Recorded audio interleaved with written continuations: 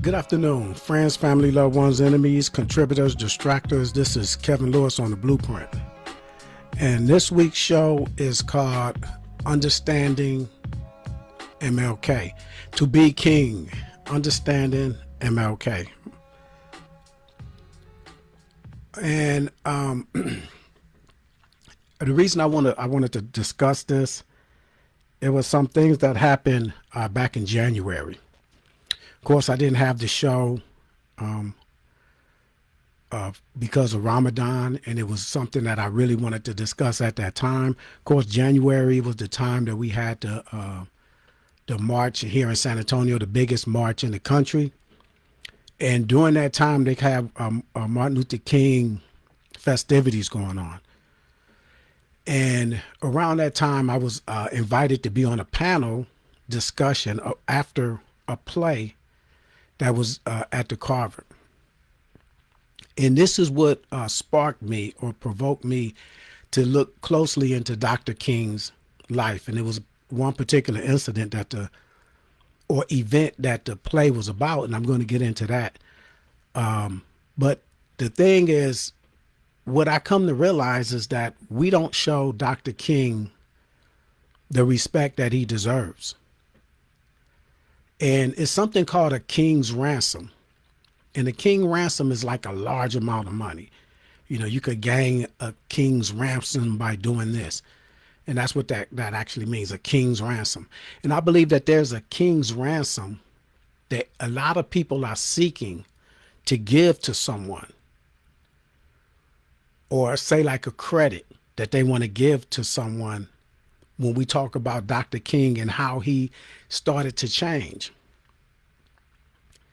And the credit that I'm seeing that a lot of people want to give to others with the King changing or the evolution of King, they want to attribute it to this individual or that individual. And to me, they want to give that King's ransom to this person. And sometimes they doing it to glorify who they favor, you know, or they romanticize about what happened with King. And to me, it downplays the brilliance of Dr. King when we start to do this and say, well, this person is you know, responsible for him changing his ways or you know, evolving or whatever, maturing some type of way. And I think we romanticize when we do that, many of us. And we don't look at what actually happened with King. And many of us, we talk about Malcolm X changing. But no one gives any type of credit to Martin Luther King when we talk about Malcolm X starting to change. Because what people say was, you know, Martin started to think a little more like Malcolm.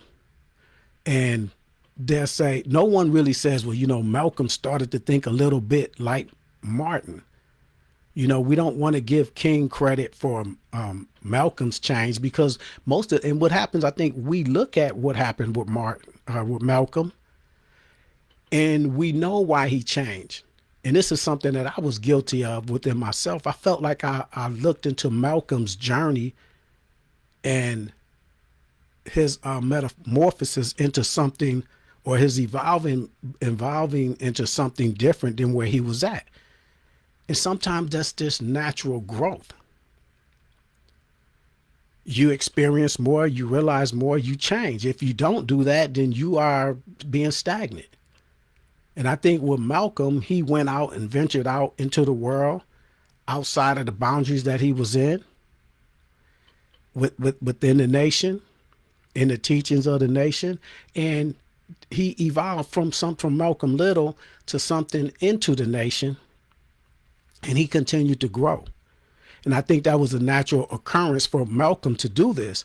And when he ventured out and he went to Mecca, he made his pilgrimage and he started seeing things outside of the boundaries in which he was coming up in that did an amazing job in his growth into Malcolm X. And then he started becoming something more. But we don't say, and his change, which I'm going to get into that, was at first he was at one point. When you talk about a change, you have to talk about where they coming from when they change. So Malcolm was at one end, Martin was at the other, and somehow they started to matriculate towards each other. People say in their viewpoints and their perspectives or whatever their philosophies. But some people that love Malcolm will say, well, Martin started thinking more like Malcolm. No one ever says, well, Malcolm started thinking more like Martin. I think they were at two different ends of the spectrum. And this goes into what I think is more so like a downplay of Martin for some people. There's something called the Rorschach test. This is the ink blot test. And this is a psychological assessment test. Because what happens is we get these ink blots, and what they'll do, they'll say, well, what do you see? And it's not a complete picture. It's not a correct type photo or anything. It's just a block. And some people see some things, some people see other things. And what it is, the brain naturally fills in missing information. And sometimes the way you fill in the unclear pieces or the unknown pieces, that tells a lot about you psychologically, because you do this unknowingly, subconsciously. Your brain fills in the missing data, and it helps you come up with an image, because these ink blocks are not actually an image of anything. And so they ask you what you see, and your brain unknowingly tells a picture of your subconscious and your subconscious. And so they assess you by what you say you see in these ink blots. And this assessment, or this thing that we do to create fill in the blanks, tells a lot about us. So a lot of the unknown things that people do when they talk about Martin Luther King, and the things that they don't know about him, but they choose to fill in the blanks, that tells a lot about us as a people. And I think we create our own narrative sometime based through agendas. Or if it's not agenda driven, we do it through lazily concluding or the easy way out. We don't want to look into what happened with Martin. We just say, well, Martin did this and he did that, and then he started to change. And some people say, well, he started to change because he started seeing what Malcolm was saying. Some people say, well, he met with Elijah Muhammad and he started changing his views. And then you're going to fill in the blanks and say, he started thinking like this person or that person. Not that he started maturing, or that he started seeing more of or experiencing more, and he started to change. This is what I think many of us have been guilty of. We accepting the easy way out. And it's strange to me, because, like I say, we don't do that, or we haven't done that with Malcolm X. Because maybe it was written, everything that Malcolm was going through. You had the autobiography of Malcolm X. And that's a powerful book that people pass along through the generations. So we actually look at the journey that Malcolm took and the things that was happening, and it was well publicized. Well, Martin Luther King didn't have an actual foe at most of the times, or he had a foe, which was, I believe, the government and everything like that. But they were allies at a time. I think it wasn't written and it wasn't publicized what Martin was going through. So was King changing? And the answer is yes, probably. Yeah, he did. He did change. And I think he started realizing and seeing more things. But I do think he was strong in his convictions of what he believed. Did Malcolm change? Yeah, I think Malcolm became more politically tactical. I think he was just anti-establishment and teaching us about ourselves. And I think he started to explore different avenues of getting things done. And I know when he came up with his own organization, he was talking about going to the UN. I think he was looking at different venues in different ways that was more politically tactical. And I think Martin Luther King was already politically tactical. Everything he did as far as protest and march and things like this, then he started changing because he started going more against the establishment and not being politically correct in doing so. And I think both of these things led to them being even more dangerous to the establishment. I think Malcolm stayed anti-establishment, but he started being politically tactical with it, wanted to take it higher than the U.S. government. He didn't try to work with the government at all. This is how I see Malcolm being. But I think when Malcolm started getting more worldwide in his tactics and politically worldwide in his tactics, I think that made him more dangerous to the establishment. And I think when Martin Luther King started becoming more going against the establishment, which I'm going to get into a lot of these things, why I'm saying this, is when he became disposable to the establishment. He became more of a threat to the establishment. So the change.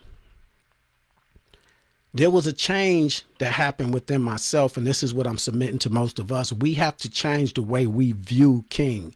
I think changing the way that we look at King, or going back and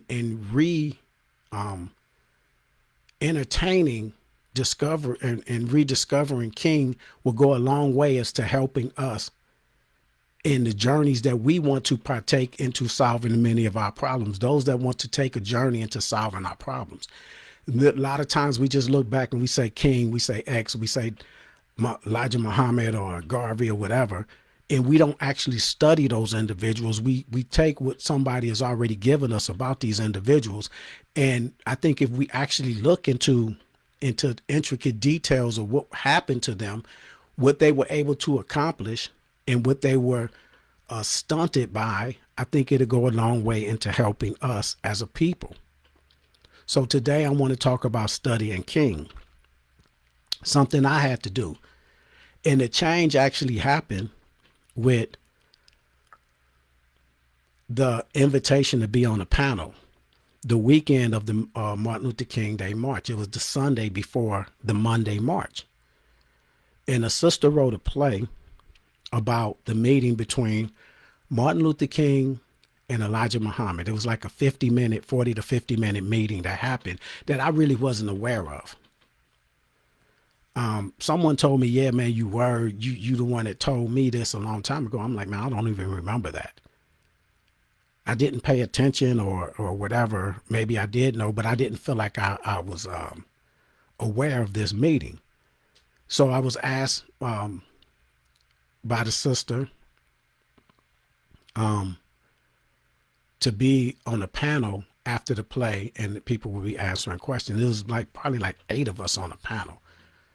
And it was an honor to me with all the people that was on the panel with me. And I'm looking at these longtime local civil rights leaders and activists and things like that. And for her to ask me to be on this panel. But what that did, that unknowingly created a change in how I saw King, because I had to study and research what happened. Because I didn't want to be, the one on there that didn't know, don't know something about. So I studied what the meeting, it was very secretive. People didn't find out about it till afterwards. So it wasn't a lot said. What was said was by the parties involved, and that was telling to me. Elijah Muhammad, I think in a Fall in America book, he wrote about the meeting, and he was saying that King started seeing his teachings and all this stuff like that, and was agreeing with their teaching. But the thing that I looked at also was what King said about the meeting that took place. And this was telling to me. All of this, this happened in February. The meeting took place in February of '66. And the reason that it happened in Chicago, because Elijah Muhammad has sent an invitation to meet with King years before that, and King was like he was too busy. Now these were opposing philosophies as far as America was concerned, and so they actually met. And so this was like a big thing. Like, okay, this is two ends of the spectrum. Elijah Muhammad was where Malcolm X was coming from, with was a student of, the teacher of Malcolm X. So this is as far as the black community and the white community, these were two people at the opposite ends of the spectrum that they thought they didn't have to worry about. But anyway, after the interview that happened in February, I think 23rd or 4th of 1966, Martin Luther King was asked about it in his interview with the Jet magazine, which, for those that don't know, I know a lot of us do know, that's a little longer in tooth. But the Jet magazine was a periodical. It was, I believe, a weekly magazine. I grew up looking at the Jet. My mom, they would get the Jet at the house. Many black people. It was the Ebony and the Jet magazines were the two prominent ones, I guess, at that time. So in the Jet magazine, and this is part of, I'm going to read a part of what King said about the meeting. King said, "I am deeply concerned about the distortion surrounding my brief meeting with Elijah Muhammad." He said, "Some of the reports say that we found an alliance to attack slum," and I'm going to get slum problems. So Elijah Muhammad's mosque, his headquarters, he was in Chicago. He lived in Chicago.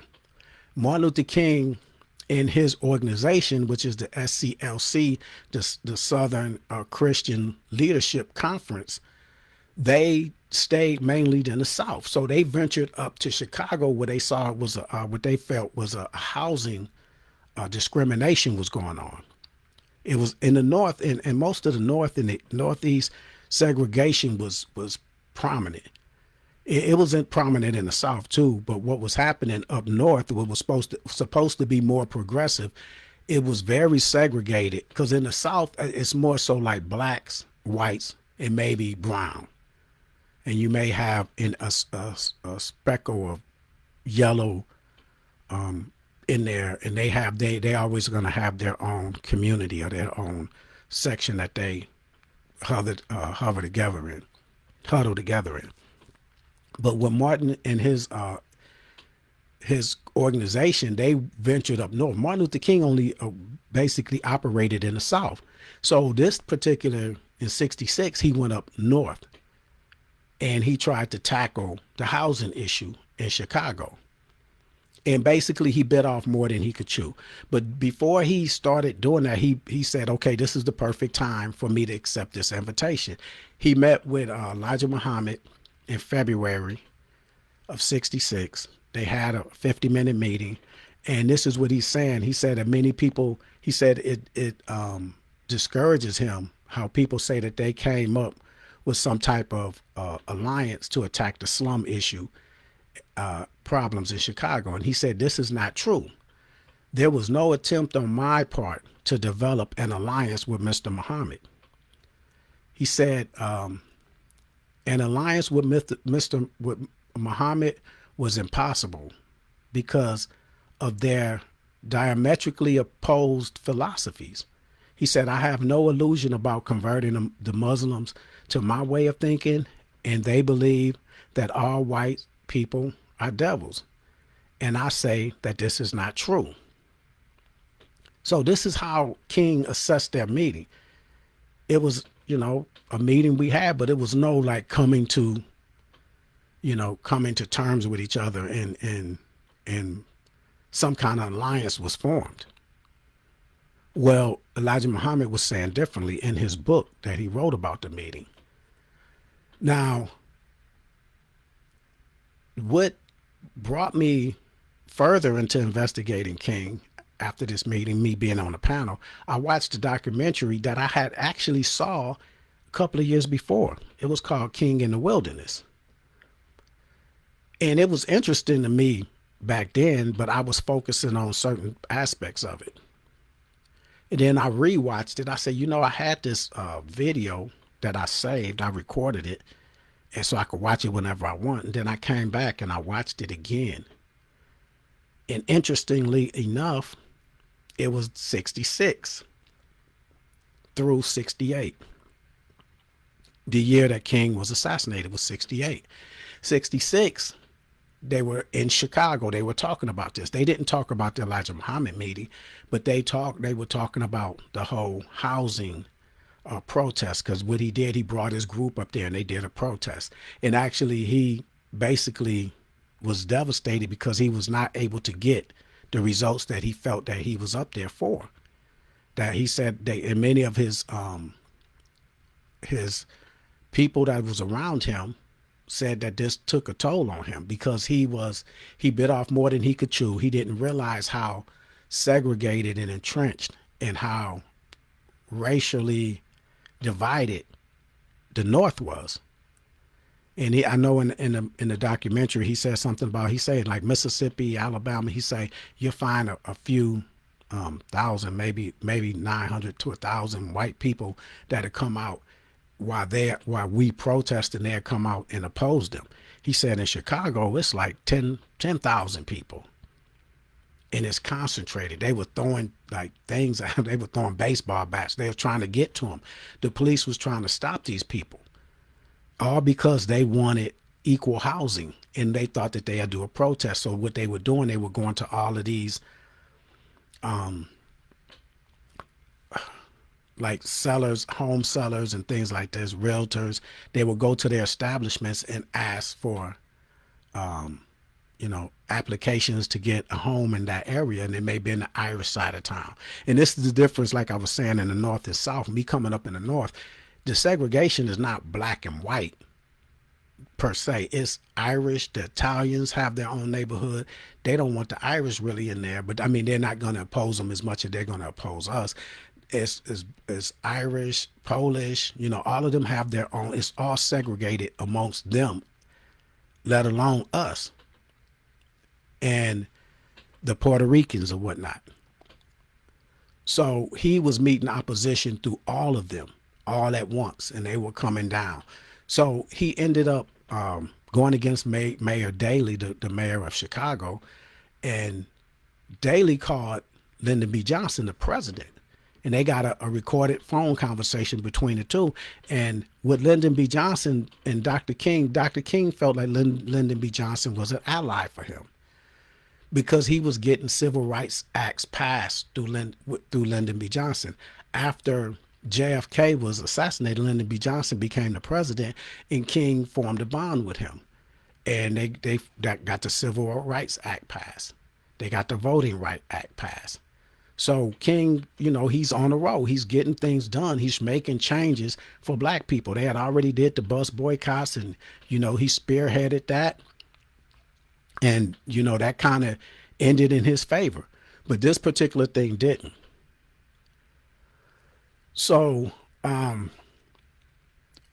this documentary that I had watched before and had to rewatch, it opened my eyes to a lot of things about King that I didn't know. And I think that many of us, if you get a chance, an opportunity to look at King in the Wilderness, it's a lot of different little intricate details in there about King and about his journey and about the things that changed. The reason they picked it up in 66 is this became the time when King started changing.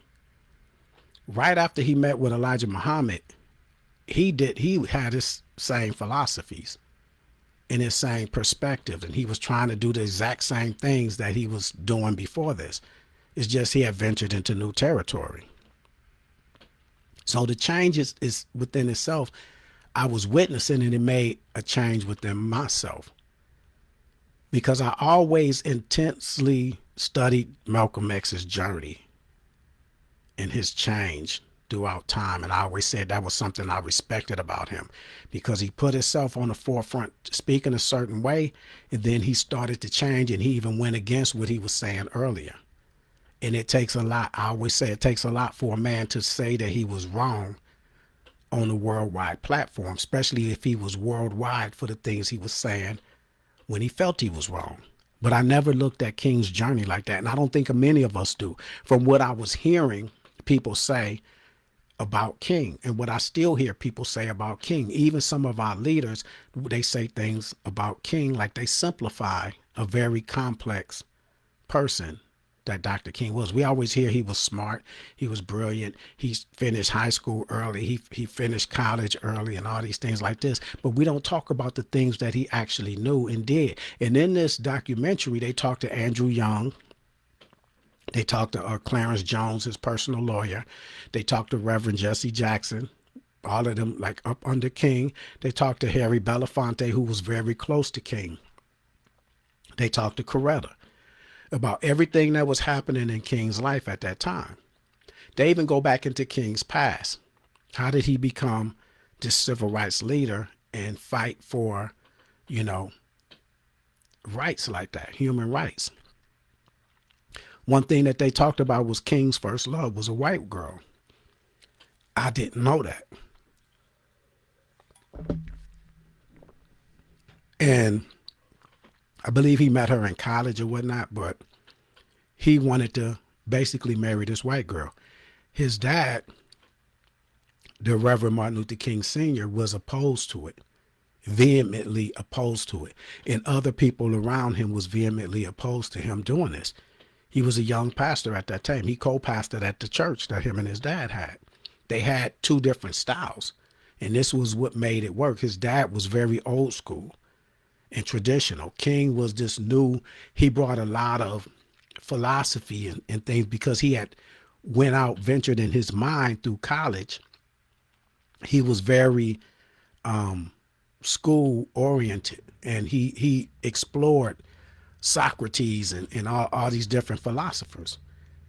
And these are things that we didn't know. Many of us didn't know about King. And things like they would say in the video, in the documentary, that King quoted like Hegel, Socrates, Borden Parker Brown, the Stoic philosophies in Egypt. In Greece, the ancient Greek and Stoic philosophies, which was what taught him the concept of selflessness and redeeming love. Now, if you look at Dr. King, he was very selfless, and many of our leaders, they were very selfless within themselves because they gave constantly of themselves to make something happen. They cared about their people.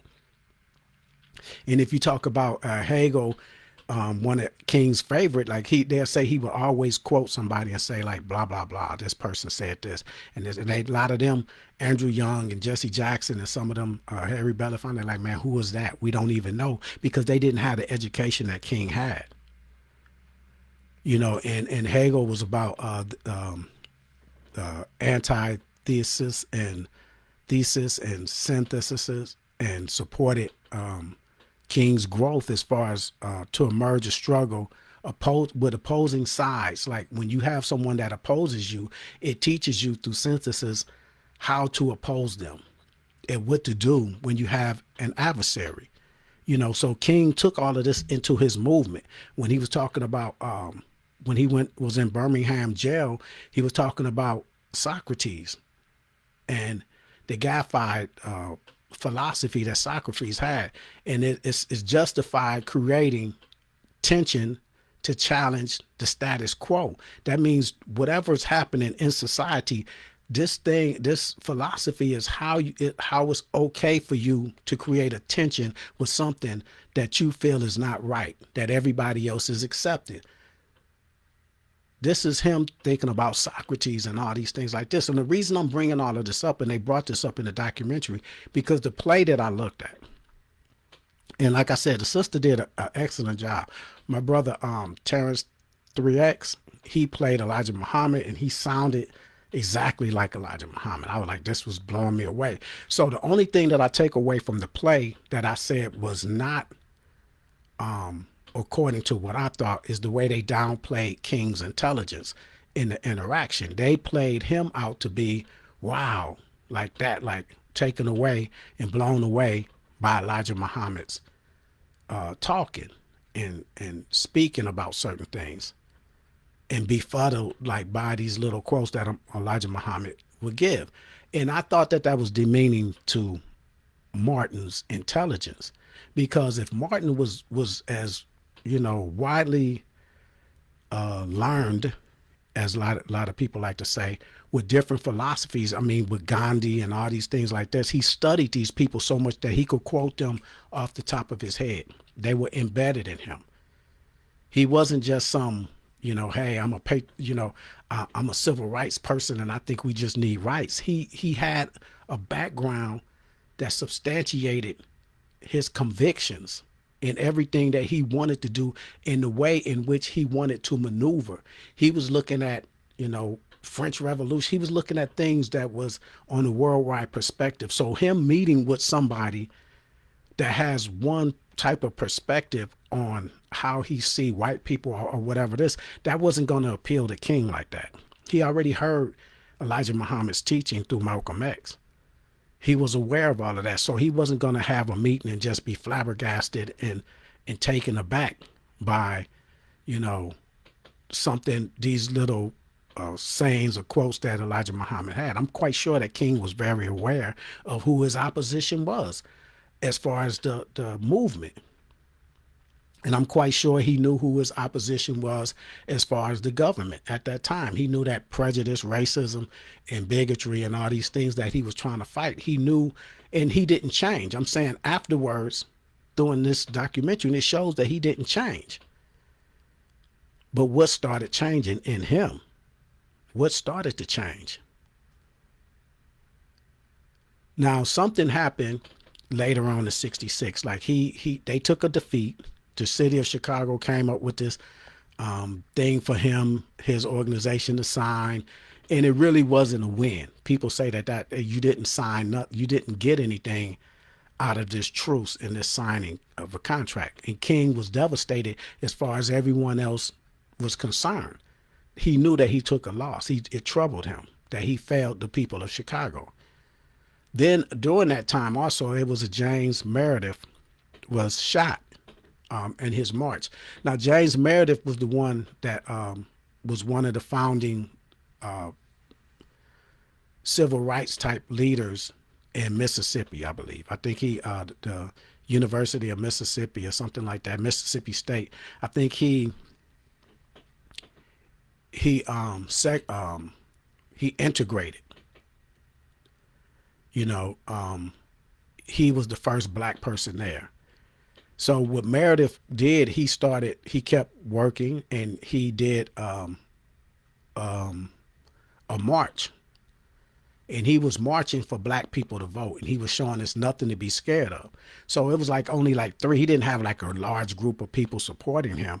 He was marching from one city to another, and he ended up being ambushed. They shot him like 3 times.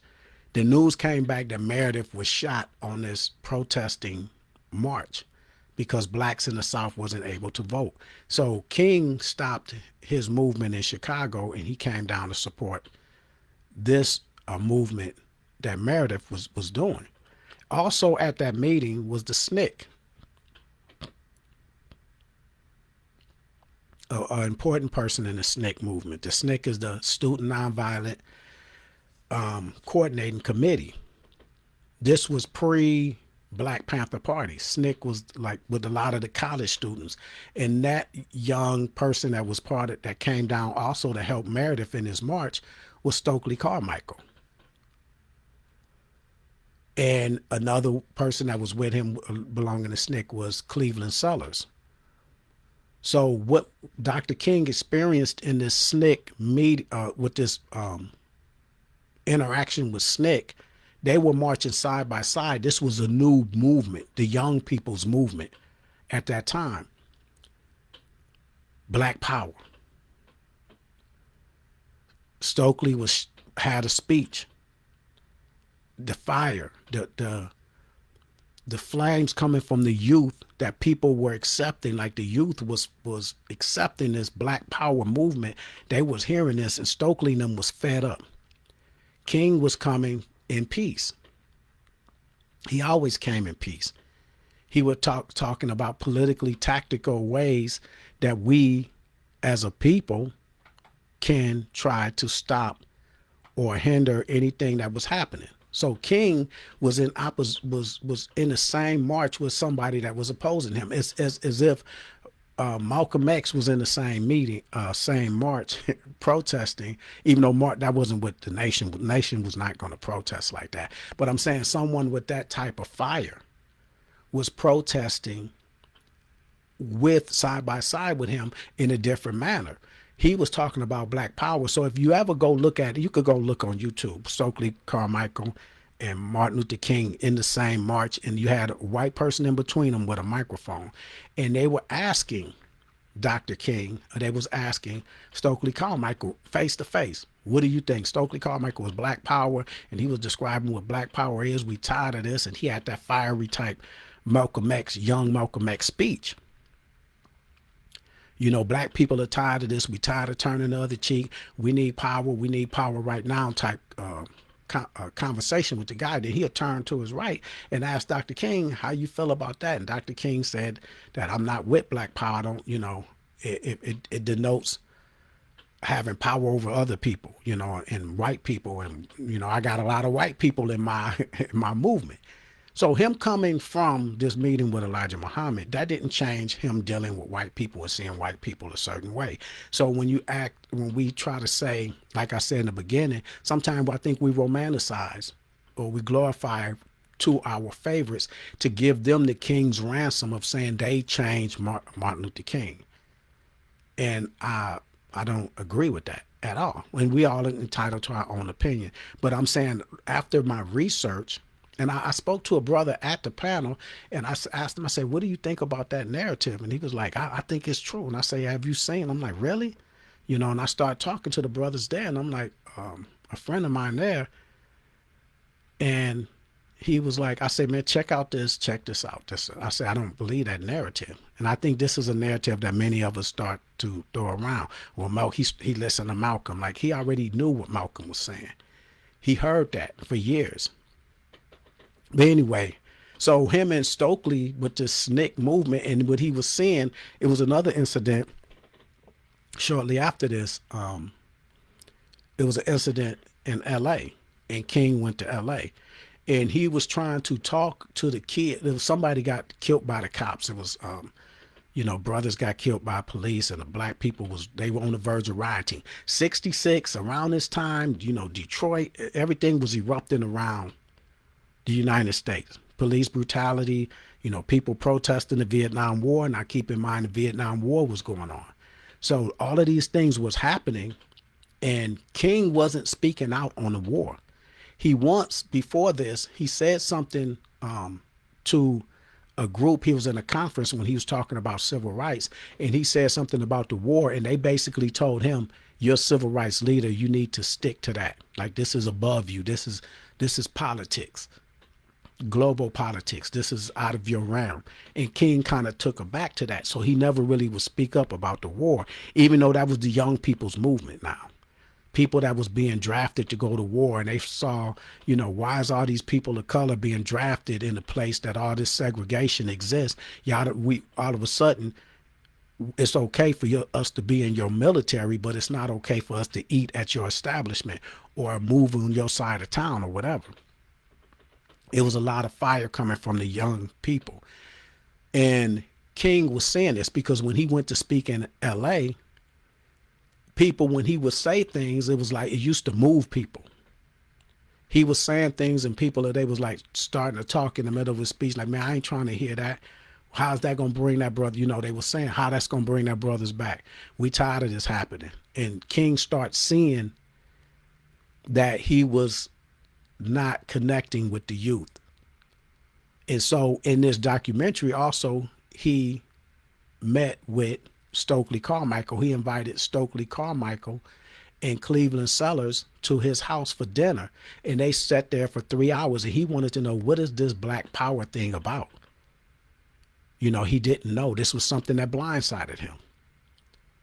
So this is him starting to grow. We grow as we get older, and things come up, and we start learning, okay, what is this new music, this rap music that everybody's is enamored by? This is not my generation.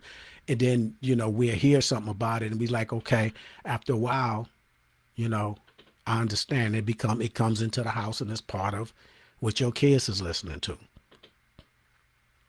Something that people used to say, oh, that's gonna die. So this is what was happening. It was a new movement, which was the Black Power movement that was coming into play. Now I do keep in mind, why would King and Elijah Muhammad have a meeting? Like I said, Elijah Muhammad wanted to meet with him years earlier. King was in the forefront of all black leaders in America at that time. He was more popular than Malcolm X. He was more popular than Elijah Muhammad. You know, Dr. King, the most popular people in the Nation of Islam at that time was Malcolm X and Muhammad Ali.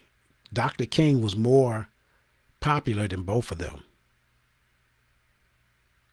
And as far as Black America was concerned, and it was reasons, I'm not saying better, worse, or whatever. I'm talking about the popularity of King. The division between Malcolm X and the Nation of Islam and Muhammad Ali, he spoke out against Malcolm X. That created friction. That contemporary thought was that the Nation of Islam killed Malcolm X, because that's who he was having a conflict. Now, when in looking back in hindsight, and we look at all the records and we say it was a conspiracy and the brothers really didn't do it, but I'm saying, as far as black people was concerned, it was the Nation of Islam that killed Malcolm X. As far as Martin Luther King probably was concerned, you know, that's who was arrested for the crime. That's who was put away for the crime. You know, in hindsight, we may see differently, but I'm talking about in contemporary thought. This is what was happening in Black America at this time. As far as white people was concerned, black people was concerned, our civil rights leaders was concerned, it was the nation that killed Malcolm X. So Elijah Muhammad meeting with the person that always said peace and spoke about peace was probably beneficial to the nation at that time, because they were getting hammered as far as the black community was concerned. The people that love Malcolm X, you know, it's still people to this day that love Malcolm X, and they, you know, they always want to point the finger at the Nation of Islam, no matter what you tell them or whatever documents show or whatever. That's how they feel. So I'm thinking at that time it was more beneficial for the nation to have a meeting with Martin Luther King than Martin Luther King having a meeting with the nation. Now, his followers, Andrew Young, his Jesse Jackson, they said that Martin wanted to show some type of allegiance, as far as not in philosophy, but as far as us not fighting with each other, which stands to reason. This is what he was about, nonviolence. And even though people hate me, then we could still, you know, I think in Chicago, a lady spit in his face. A white lady came up and spit in his face.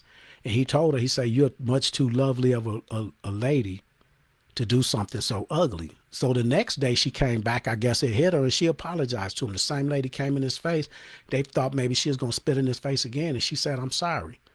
You're a better person than I thought. And I think that's how King looked at meeting with those that opposed him. And like I said, some of these philosophers that he looked at, that's what they were talking about, how to deal with those that oppose you. So with all this being said, the SNCC meeting, he met with Stokely and Sellers for 3 hours at his house, wanting to know, what is this Black Power thing about? And when they started, and what you do is, when you talk about Black Power, it's not about going against somebody, it's going against those that don't want you to have power. And that's what Stokely and them was trying to convey to him about their philosophy on what Black Power actually was. It's not taking, it actually is stripping away people's power over you.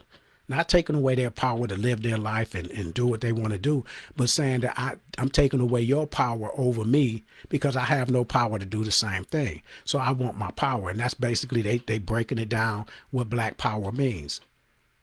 You know, and still to this day, when sometimes I have, and they say, I just want people to know, white people, they apologizing to white people about talking about Black Power. They see Black Power as some kind of, I don't want to offend nobody with it.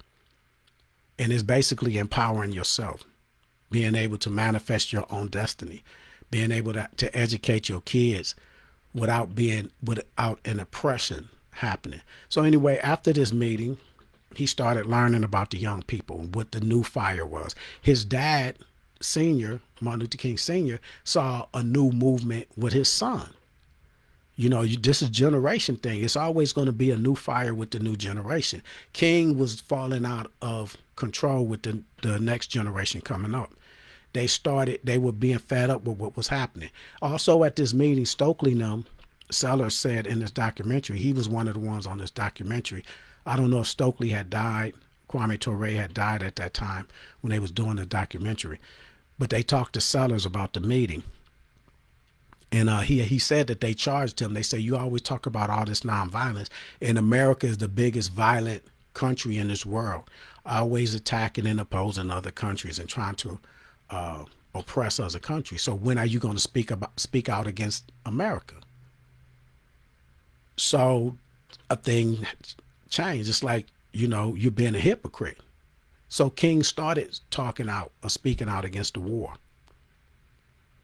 This pissed off his alliance with the president, because now you're talking about presidential policies. He worked with Lyndon B. Johnson on getting the Civil Rights Act passed. He worked on him with the voting rights getting passed and things like this.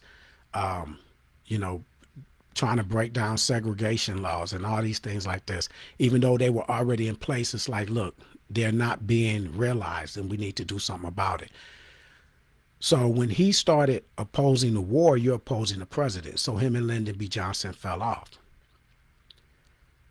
So now it becomes evident that King is being isolated or given a cold shoulder from the president. Someone he could go meet with the president basically anytime he wanted. People started calling King a communist. They already felt like the FBI was on King probably in 3 years or so before this. They was tapping his line. They was bugging his apartment, recording. His lawyer said that, hey man, I think they're tapping our phones back in the early 60s. The King blew it off. He didn't think that they would have a reason. He said, basically, even if they did, they're not going to find. And maybe it's good because they're going to see that we're not communists, because they thought that his organization was communist. So by him speaking out against the war, what Lyndon B. Johnson did, he turned the FBI totally loose. He let the dog off the chain. He said, do more. You know, basically, I can't believe that he's going against my policies after I helped him out. King was also going through a depression at this time. He wanted to go see a psychiatrist. He was having a mental breakdown. When he spoke out against the war about a year later from the thing in Chicago, I think it's 67, April 67, he spoke out. He had a Beyond Vietnam speech, and he spoke critically about the war publicly, you know, and this was like a big blow to the president. And this is when the FBI was turning up its attack on him and the people that was in his organization. Andrew Young was being, you know, all of them was being surveyed. They were under surveillance, intense surveillance. They wanted to catch them doing something, saying something wrong. And this is where they started catching some of them being promiscuous or whatever. They told King that they charged a lot of them. You call yourself a reverend, but you're doing this extramarital stuff. And they're threatening to go public with this or even, damage his marriage. So he's dealing with all of this. And then a lot of people that used to be friends with him that would donate to their cause because they wasn't making money. They got they funding through, when you want to go to Chicago, you live in a place to stay, all this, you needed contributions and stuff. And a lot of those people that was contributing to their cause was pulling back money because they didn't want to be associated with King. So he started going through like a depression. Many of us don't know that. He's carrying the burden of fighting for us for years, doing all these things, and then he spoke out. The temperature of America is changing. He spoke out, and now Some of his friends are turning their back on him because people are saying you're associating with somebody that's not patriotic. The whole thing that happens today, this is why they call it the wagging the dog. Trump want to start a war. Things in the economy not going right. You got these Epstein files coming out. Now, time to start a war with somebody else. Time to do something. Bomb a country. And this brings about patriotism where people are not supposed to fight you while we're having young people fight for America. This is wagging the dog. This is what presidents do all the time or have done throughout time. It's supposed to bring everyone together for a common cause and not talk about the little small things, bickering and things like this. So people started calling King a communist. Common people on the street. He was getting off the bus. People were sitting up there and they were protesting against him. Not just the racist white people. This was some of the people that was, being liberal. That was like, yeah, we're with you. And some of them was coming now. It's like, we're against you. This was weighing heavily on him. People were not donating anymore. They were turning their back on him. They wanted to seek psychiatric help or have him go to a therapist or something, but they felt the government would get a hold of that and throw it out there even more. So he didn't. He wasn't able to do that. His Mr. Jones, his personal lawyer, advised him not to do that. You can't even secretly go see a psychiatrist or anything like this. This will be damaging to you.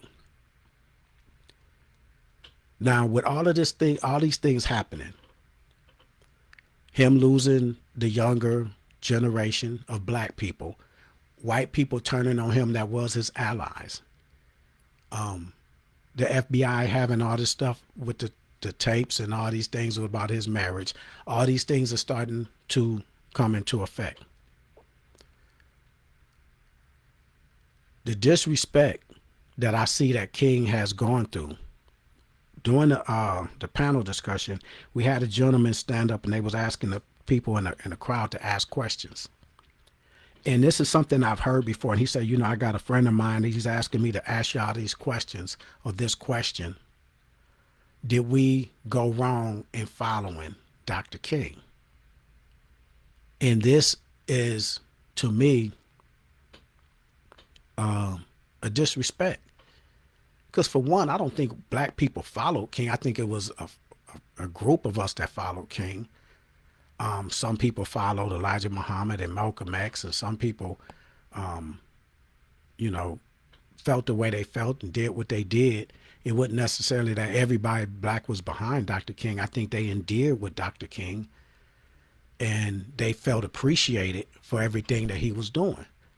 Now, the guy that was sitting next to me, I'm sorry, I can't think of his name. He's a prominent civil rights person. First, initially, I said no. I said, no. Give me the mic. I'm like, no, we didn't make a mistake. It's just that what King did, many of us felt like we're still in the same place.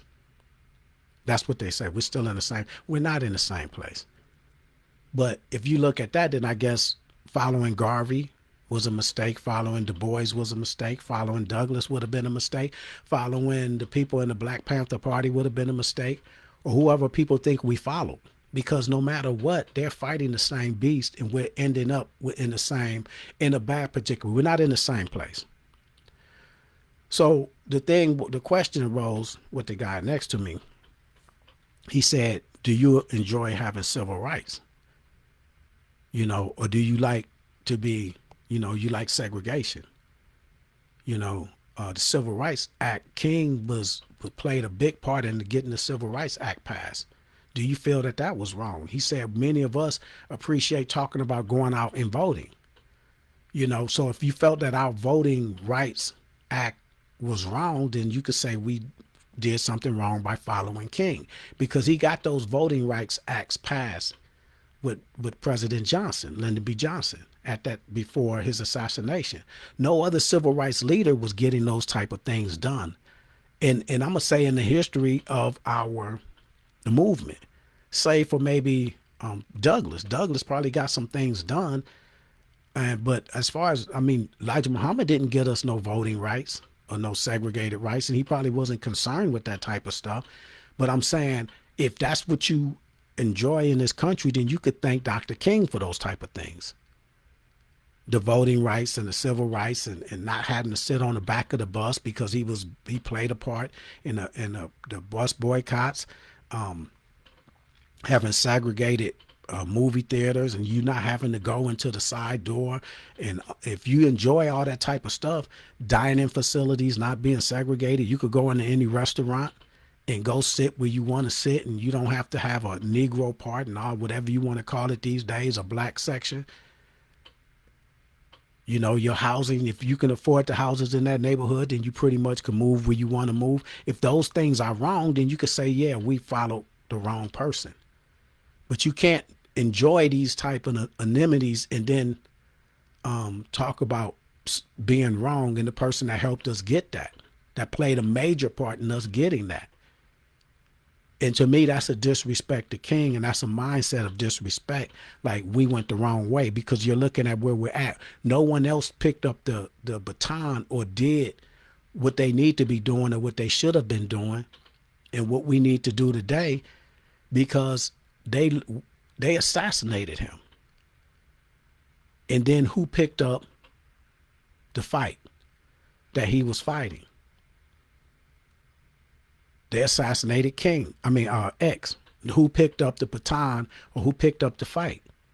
We always talk about we don't have the leaders that we had that we used to have. Who are those leaders that we used to have? That's mostly they're talking about Malcolm X or Dr. Martin Luther King. Okay, no one's picked up the baton that King was carrying.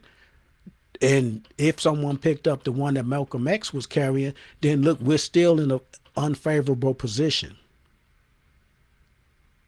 in this country. So you're going to be, so then that person's or whomever that we should have followed, if we didn't follow anybody, then who's to blame for the predicament that we're in?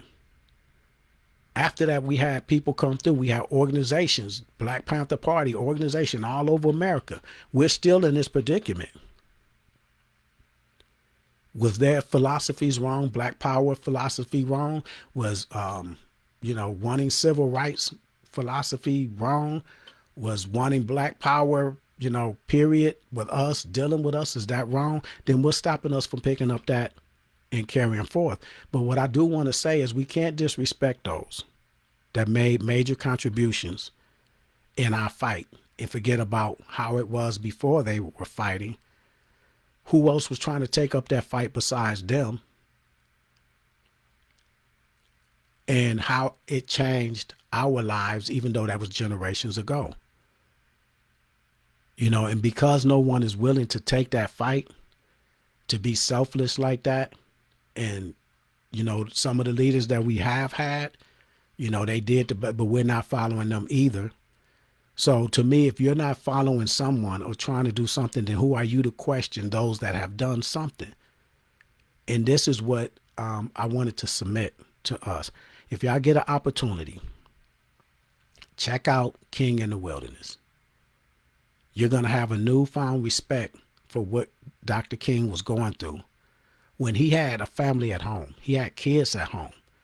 Before he was assassinated, his kids told him, don't go, as if they felt something was going to happen. And he was basically leaving his kids that he had missed, leaving his wife that he was missing, to continue to fight for us. He was very intelligent. To be able to finish college at a young age, to go about doing everything that you're doing, to become a doctor, get your doctorate, and then to be able to meet with the president face to face, based on your character and what you were trying to do for your people, even though they really didn't agree with it. They had to agree that you was a very brilliant person.